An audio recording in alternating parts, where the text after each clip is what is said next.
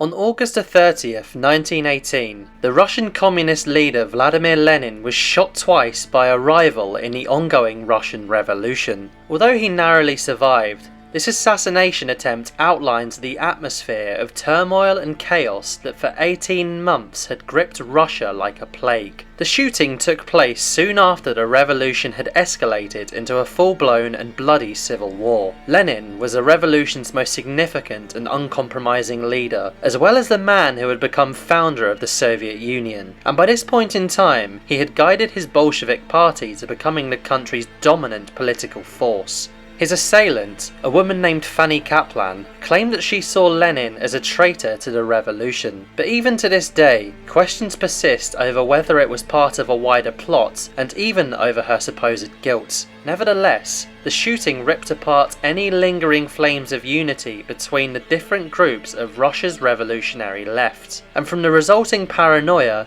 came tyranny. For it motivated the Bolsheviks to unleash the weapon of terror upon their opponents, a weapon that would rear its ugly head again and again in the following decades of Russian and Soviet history. Today we look at the assassination attempt of Vladimir Lenin, a bullet that shook Russia to its core.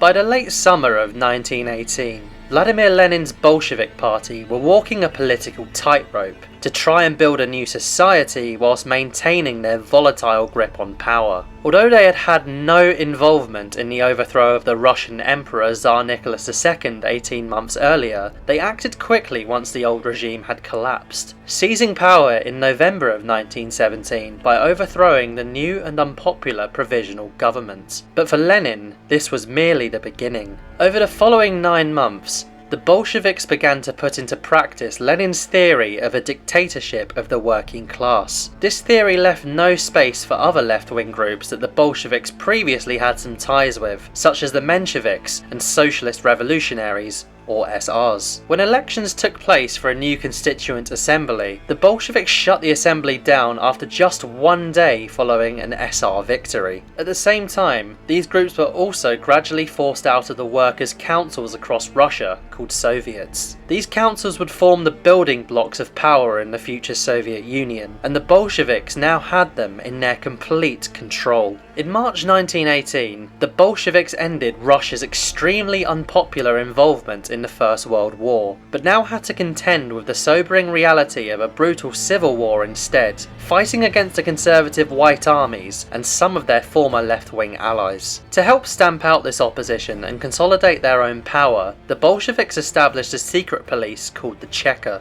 The first in a long line of secret police organisations that would suffocate Soviet society over the following 7 decades, the Cheka began rooting out what it deemed class enemies, including the former royal family, who were executed in July of 1918. The Cheka became extremely hated for their role of forcing peasants to hand over their grain, a hatred and fear that was soon aimed at the Bolsheviks themselves. It would be the combination of their heavy-handed suppression of former allies and moves to execute opponents that would soon come back to haunt Lenin. On August 30th, 1918, Lenin was leaving the Mikhelson factory in Moscow after delivering a speech to rouse support from its workers. As he was entering his car, he heard the voice of a woman in the crowd call out to him and stopped for a moment. As he turned to face her, the woman, an SR member named Fanny Kaplan, instantly fired 3 shots at the Bolshevik leader, one of which pierced his neck and another of which lodged in his shoulder. Kaplan had committed this shocking act for a simple reason: the growing dictatorship of the Bolshevik regime and the dissolving of the Constituent Assembly that the SRs had won fair and square. But more than anything, she considered Lenin a traitor to the revolution, darkening a future that had been full of hope and optimism after the Tsar was overthrown. Perhaps believing that she had succeeded, she watched as Lenin slumped to the ground. With the Bolshevik leader now on death's doorstep, the future of the revolution and of Russia itself had been irrevocably shaken. Following the shooting, Lenin was rushed back to his quarters at the Moscow Kremlin, every second seemingly being crucial. Once in the building, he collapsed, his wounds so severe that the doctors assigned to treat him believed it was unsafe to remove the bullets lodged in his body. Despite appearing on the verge of death, to the surprise of everyone, Lenin survived the turbulent first few days and gradually began to recover. Just 6 weeks after the shooting, in mid-October, Lenin resumed his political activities and made his first public appearance shortly afterwards. Although he had escaped the most severe consequence of Kaplan's attempt, he was never fully able to recover from the effects of having 2 bullets embedded in him for the rest of his life. But for now, all eyes turned towards Kaplan herself. In many ways, Kaplan may fit the mould you'd expect for an attempted assassin. During the Tsarist era, she spent 11 years doing hard labour in a Siberian prison camp for attempting to bomb a government official, only being released after the Tsar's overthrow. Her plan to kill Lenin had started as early as February 1918, just weeks after the Constituent Assembly was shut down and as the SRs started to fade from mainstream political influence. At Kaplan's trial, there were suspicions of a broader SR plot, as on the same day as the Lenin attempt, another senior Bolshevik named Moisey Uritsky was assassinated in St. Petersburg, but any answers from Kaplan would not be forthcoming. In an effort to dissociate herself from the SRs, she stated,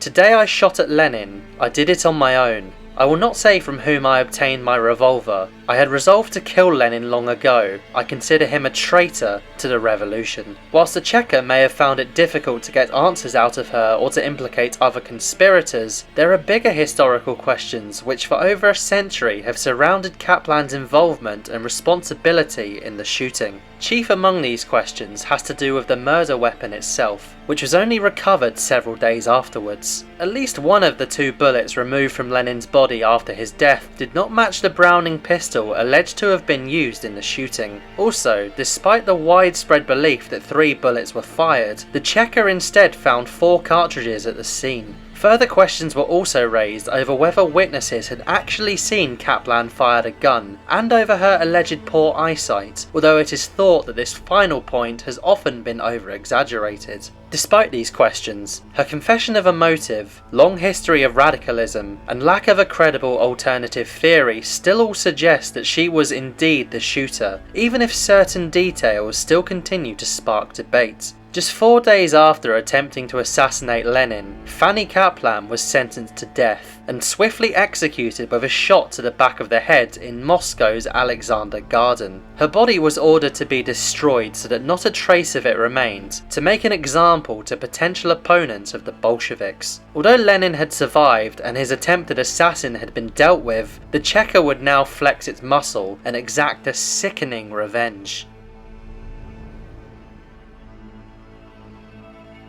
The unsuccessful attempt on Lenin's life and murder of Uritsky only served to fan the flames of Bolshevik paranoia. 2 days after the shooting, on September the 1st, the Bolshevik newspaper reported, "We will make our hearts cruel, hard and immovable, so that no mercy will enter them, and so that they will not quiver at the sight of a sea of enemy blood. For the blood of Lenin and Uritsky, Zinoviev and Volodarsky, let there be floods of the blood of the bourgeois." This would sound the starting gun of the Red Terror, which would officially begin on September the 5th. This mass campaign of arrests, torture and executions resulted in tens to hundreds of thousands of victims. Modelled on the terror of the French Revolution, it was carried out by the Cheka and its ruthless leader, Felix Dzerzhinsky. The target was no longer just class enemies, it was now anyone who showed even the slightest opposition to the regime. With Russia still in the midst of a bloody civil war at this point, when the Bolsheviks eventually triumphed in 1922 and established the Soviet Union, the concept of state terror was already woven into the new state's DNA. Although the Cheka was later dissolved, its descendants, the NKVD, would take this concept of state terror to a level never seen before during during the 1930s under the rule of Lenin's successor, Joseph Stalin. This manifested itself in the Great Purge, creating an atmosphere of horror, suppression, and totalitarian rule to an extent rarely seen in history. In peaks and troughs, this legacy of suppression would continue, right up to the end of the Soviet Union's existence in 1991.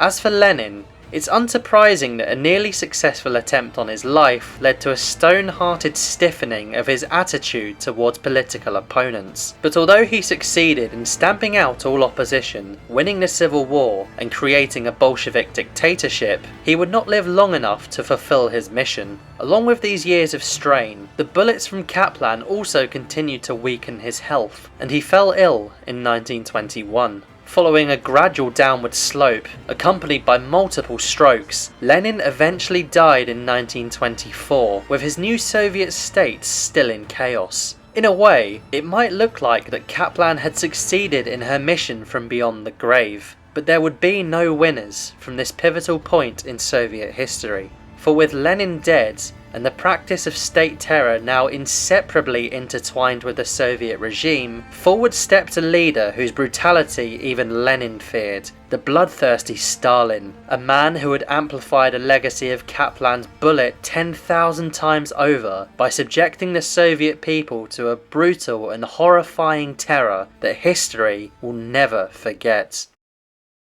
As always, we hope you enjoyed this video. Thank you for watching. Subscribe for more from the Assassinations Archive.